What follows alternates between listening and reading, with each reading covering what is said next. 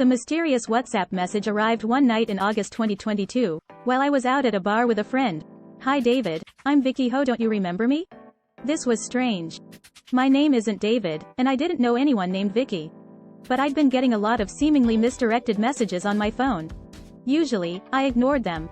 This time, for some reason, maybe because I'd had a spicy watermelon margarita, I didn't. After I texted that she had the wrong number, Vicky apologized. Then she awkwardly tried to continue the conversation. "Instead of apologizing for the wrong number, can we be friends? Lol," she wrote. Vicky. When I asked where she was, she replied with a selfie. It was edited so heavily that she looked like an anime character, a pretty young Asian woman with porcelain smooth skin, a narrow chin and big round eyes with long lashes. "Nice to meet you," I wrote. "My name is Zeke Fo. I live in Brooklyn." "You have a very cool name," she said. "I am 32 years old and a divorced woman." I showed my phone to my friend and explained that I was stringing Vicky along because I'd heard about a new kind of investment fraud that often started with a text. The scam was called pig butchering. The scammers fattened up the victim's confidence over time with a pretend romantic relationship and made up investment gains before stealing their money. My friend said he'd been getting, and ignoring, texts with similar nonsensical come-ons too. I sent back a selfie of my own. Vicky told me I looked great and asked how old I was. But I let the conversation drop after my friend and I left the bar and went out for dumplings. When I woke up the next morning, I had a string of messages from Vicky waiting for me. "What are you doing? Good night. Have you slept? What is your profession? Where is my dear friend? It seems you are very busy." Vicky acted thrilled when I wrote back. She told me that she lived in New York, too, where she ran a chain of nail salons, and that she'd moved from Taiwan 5 years ago on the advice of her uncle, a rich man who was very good in financial fields. I knew that Vicky's real job was to use social engineering to defraud me. But she wasn't very good at it. For one thing, she informed me it was raining in New York when I could see for myself it was sunny. When she sent a suggestive photo of her legs in bed, the view from her window didn't look anything like New York. Her attempts at flirting sounded robotic. I like to pursue romantic things like a healthy body and the surprise and preciousness of love. After a day, Vicky revealed her true love language, Bitcoin price data. She started sending me charts. She told me she'd figured out how to predict market fluctuations and make quick gains of 20% or more. The screenshots she shared showed that during that week alone she'd made $18,600 on one trade, $4,320 on another and $3,600 on a third. But Vicky told me I wasn't ready to trade like her and recommended I read a few books about Bitcoin first. For days, she went on chatting without asking for me to send any money. I was supposed to be the mark, but I had to work her to con me. She stuck to chit-chat, brushing off my attempts to redirect the conversation. Her restraint was remarkable. When I woke up to yet another text saying, "Love, did you sleep well last night?" I tried another way to show her I was a good prospect. I told her I wanted to buy a car and sent a photo of a $142,000 Tesla I coveted. "I see the price is $142,200, Vicky wrote. "Yeah, they are costly," I said. "As long as you like this, money is nothing," she said. Then she sent me a Bitcoin price chart and told me she was going to make a new trade based on her data analysis. Finally, I was in. The next day, Vicky sent me a link to download an app called ZBXS. It looked pretty much like other crypto exchange apps. "New safe and stable trading market," a banner read at the top. Then Vicky gave me some instructions. They involved buying one cryptocurrency using another crypto exchange app, then transferring the crypto to ZBXS's deposit address on the blockchain, a 42-character string of letters and numbers. Vicky, in New York. For a newbie, this might have been a little intimidating. But Vicky's random text had found its way to pretty much exactly the wrong target. I'd been investigating the crypto bubble for more than a year, trying to figure out why the prices of Bitcoin and hundreds of lesser coins, with ridiculous names like Dogecoin, Solana, Polkadot and Smooth Love Potion, were going up and up. It seemed the logic of the financial world had broken down. Hardly anyone knew what cryptocurrencies were for. Even supposed experts couldn't explain them. It was unclear why many of them should be worth anything at all. I was told again and again that crypto was the future of finance, technology and art, but as I traveled to cryptocurrency hotspots from Manhattan to Miami, the Bahamas, El Salvador and the Philippines, pretty much all I saw was empty hype and scams. Vicky's message was a clue about something crypto actually was good at: moving dirty money around the world. The ZBXS trades, she explained, hinged on a cryptocurrency called Tether. She told me it was safe, because Tether is a one-to-one cryptocurrency with the US dollar, also known as a stablecoin. I decided to start with $100 and ended up with 81 Tethers after paying a series of fees. Sure enough, after I transferred them to the address, they appeared in my account in the ZBXS app. But Vicky said that wasn't enough. She told me I'd have to deposit $500 in Tether to make the short-term node work. It was gibberish. When I didn't send the money right away, she sent me a voice memo. "Okay, Zeke, what are you doing?" she asked, in a high, soft, silky voice whose accent I couldn't place. "I see you got my message. Why you do not reply to me back, huh?" At this point, I decided I'd played this out long enough. "I have to tell you something," I wrote. "I'm an investigative reporter. The reason I've been talking with you is I wanted to learn more about how these things work." "It's not what you think," Vicky wrote. Then I saw her doe-eyed WhatsApp profile picture turn into a white dot. That was the last I would hear from Vicky. I was especially interested in Vicky's scam, because I'd zeroed in on Tether as a target for my crypto investigation. The coin and the company behind it, also called Tether, were practically quilted out of red flags. Dreamed up by a former child actor from the Mighty Ducks, Tether was now run by an Italian former plastic surgeon who'd never given an interview and was rarely seen in public. New York's Attorney General had accused Tether of lying about its reserves. It was unclear if any country at all was regulating it. But Tether was at the center of the crypto world. On some days, more than $100 billions of it changed hands. Some called Tether the central bank of crypto. A spokeswoman for Tether Holdings Inc. didn't respond to inquiries for this excerpt. The company has said that it cooperates on a near-daily basis with global law enforcement, and that it will freeze criminals' wallets. I'd been hearing rumors about illicit uses of Tether. I'd seen court documents containing intercepted messages from a Russian money launderer promoting it to his clients, for one thing, but pig butchering was the most concrete example I found. People around the world really were losing huge sums of money to the con.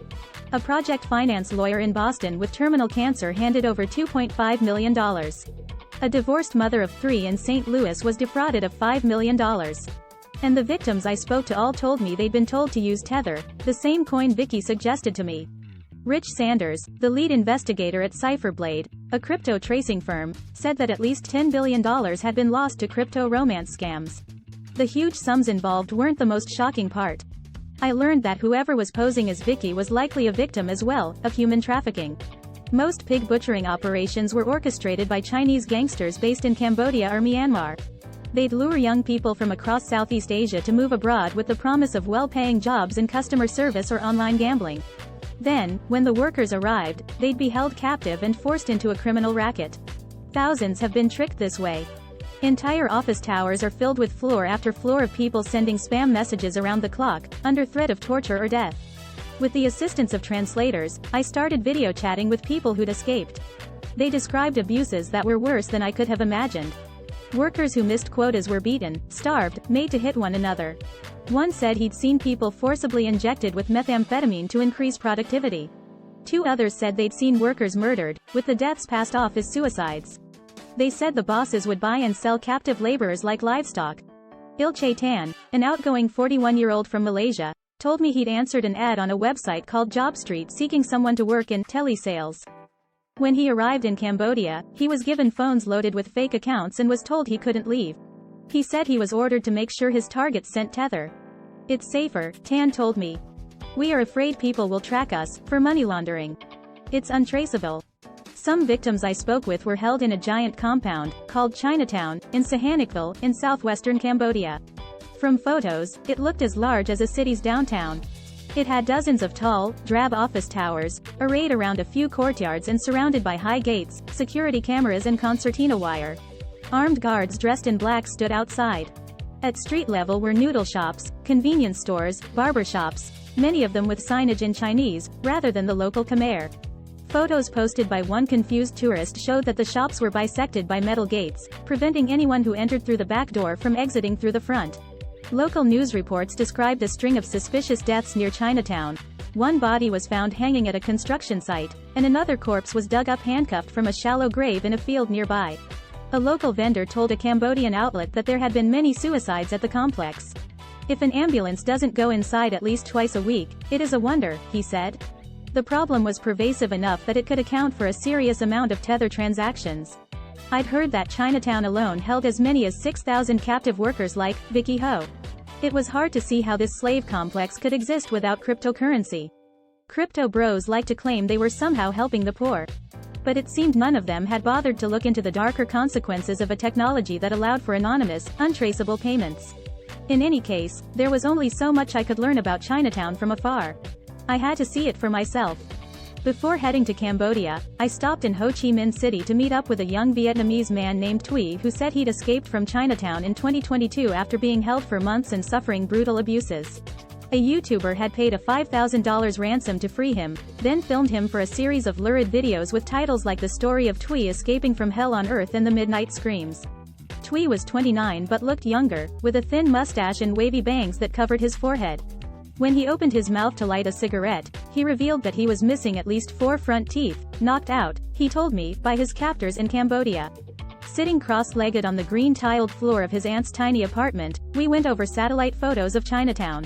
Thuy showed me the gates manned by guards and the areas the captive workers couldn't leave. He also pointed out a hotel with a gilded facade within the complex where he said the bosses were serviced by prostitutes. He was eager to tell me more about his ordeal in Chinatown. He showed me a ragged scar behind his ear and one on his arm.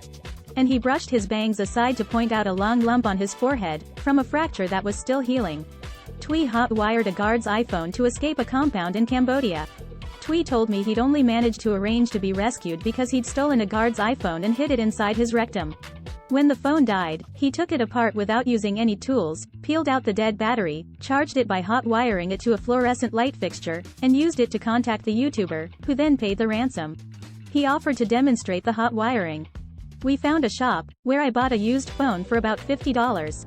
Then we went to my hotel, where, without hesitation, Thuy took apart an LED bulb in the lamp in my room.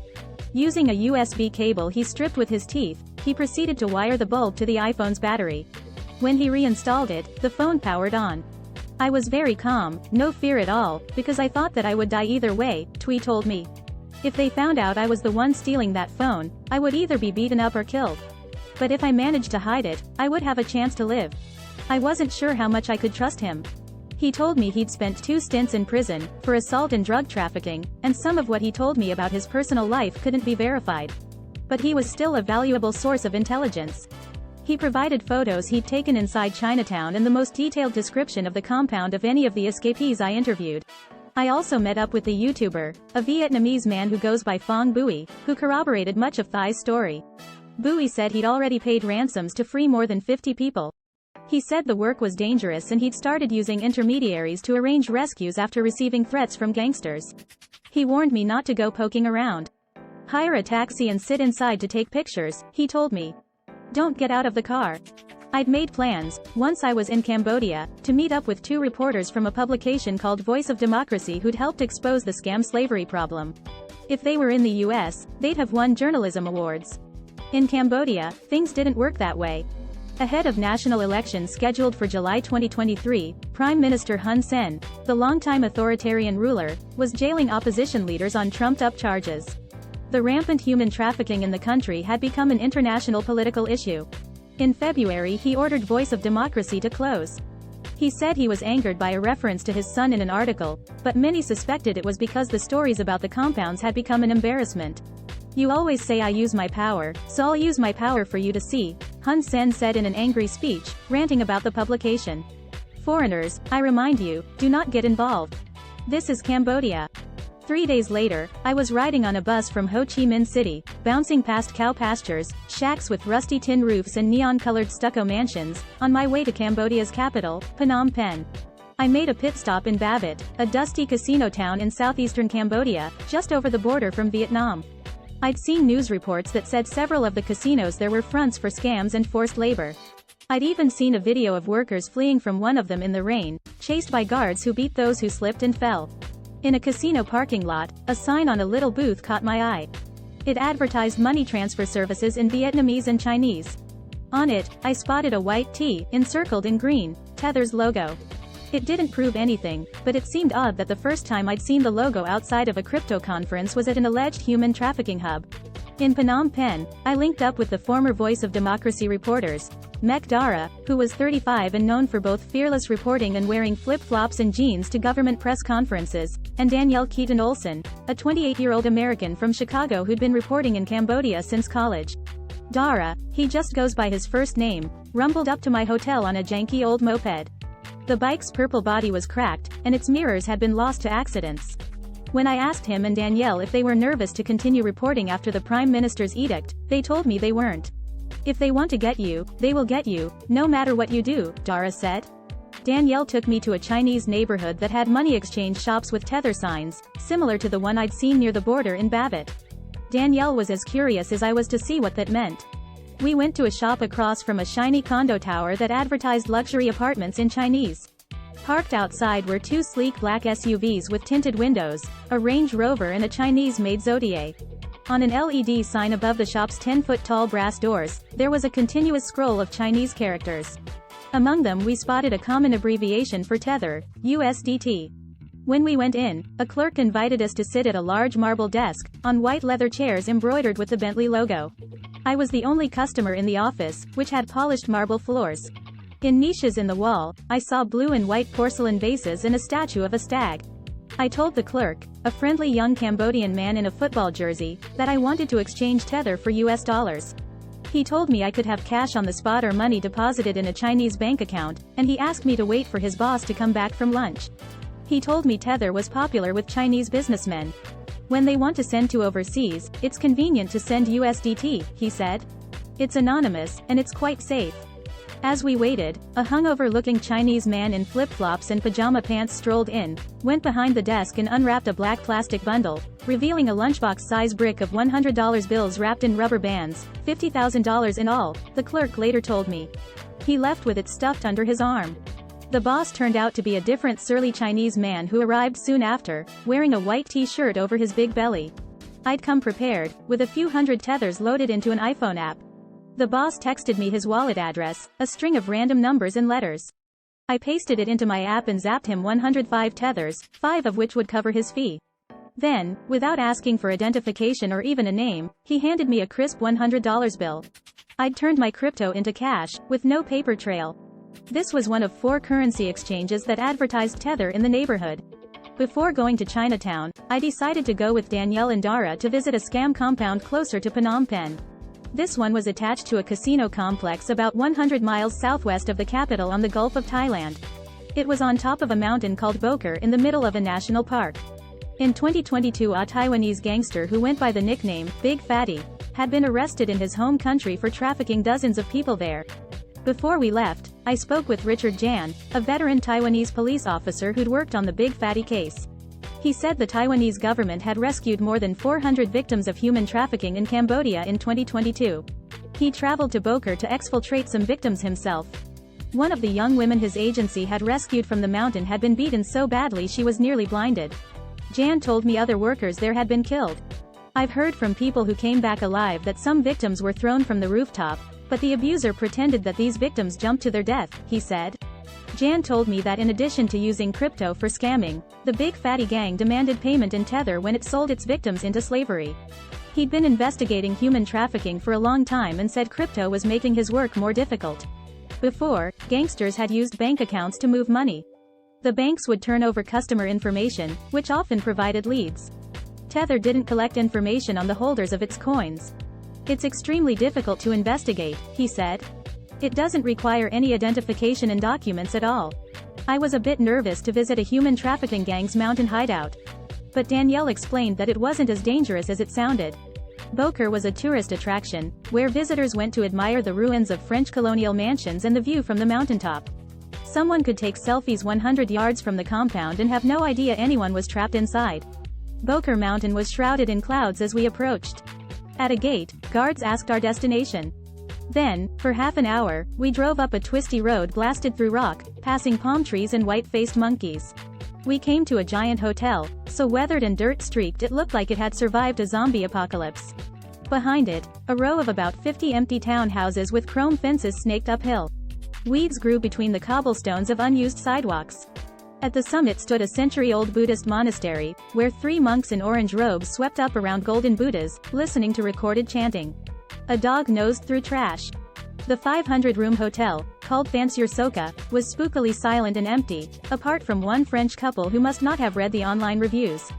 Dozens of staffers watched me enter, swiveling their heads like a family of owls. There was nobody in the casino, the spa, the wine bar, the restaurants or the children's playroom. I felt like I was visiting the amusement park for ghosts from the Hayao Miyazaki movie Spirited Away. About 100 yards behind the hotel lay a cluster of 9 dilapidated office buildings. This was the purported scam compound. I decided to get a closer look. To accentuate the dumb tourist getup I'd worn for the occasion, I snapped on a fanny pack and bought a cup of freezer-burned strawberry ice cream in the lobby. A gate separated the public areas of the hotel casino from the compound. As I walked up to it, I conspicuously licked ice cream off my tiny spoon. A German shepherd emerged and barked at me furiously, straining on a heavy chain. A guard indicated to me that I couldn't pass. Through the building's windows, I could see rows of bunk beds. While I was getting barked at, Dara chatted up another guard, who said the buildings were rented to Chinese companies and the workers inside couldn't leave. I wanted to do something, but Danielle and Dara had told me it was useless to report forced labor to the authorities. Local potentates were generally getting paid off by the traffickers. Rather than aid escapees, Cambodian officials would detain them for immigration violations. We packed up our stuff, got back in the van and made the slow, 75-mile drive to Sihanoukville. Starting around 2017, Sihanoukville was transformed by a casino building boom fueled by Chinese investors. Gambling is illegal in mainland China, outside of state-run lotteries, but Sihanoukville is only a short flight away. And so skyscrapers and apartment blocks rose along dirt roads. Downtown filled up with domed structures flashing neon signs. Tens of thousands of Chinese workers flooded in.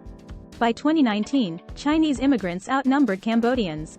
There were 93 licensed casinos and hundreds more illegal ones, which by one estimate collectively generated as much as $5 billion a year in revenue. On the gaming floors and from offices hidden away upstairs, women in ball gowns and tiaras would live-stream games like Baccarat to gamblers in China. Rolls-Royce and Hongqi limousines parked outside the nicer casinos. The typical customer at the Baccarat table in the Golden Sand seemed to be a young Chinese man wearing a t-shirt and shorts, rough-looking, smoking and cradling stacks of $100 bills in his palm, betting upwards of $1,500 per hand, according to a 2019 account in the New York Review of Books. With gambling came crime. Sihanoukville became infamous for prostitution, score-settling shootouts, kidnappings and money laundering.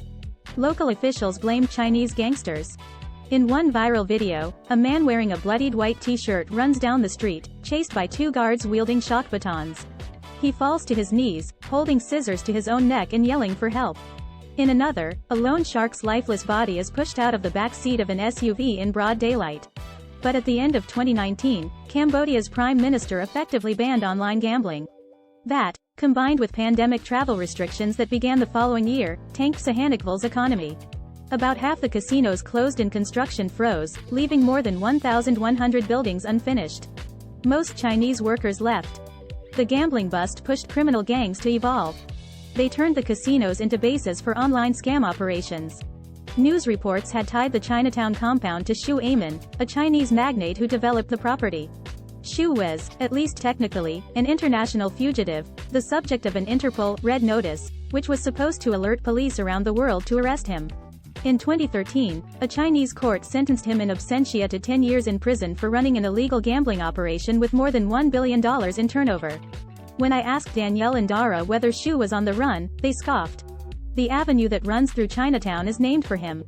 And in Phnom Penh, down the street from Voice of Democracy's shuttered office, cranes were constructing a building for his company, KBX Investment Co.